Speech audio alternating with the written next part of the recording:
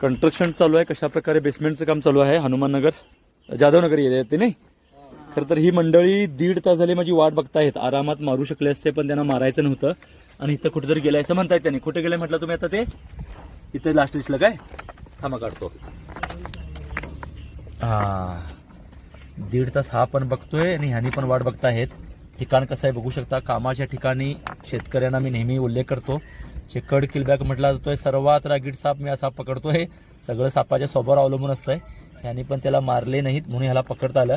म्हणजे मारणारा कसाही मारू शकतो आणि वाचवणारा कसाही वाचू शकतो, लक्षात घ्या. थोडंसं त्याला काढताना मला हळू काढावं लागणार, पण त्याला खेचलं तर तो आतमध्ये अडकू शकतोय.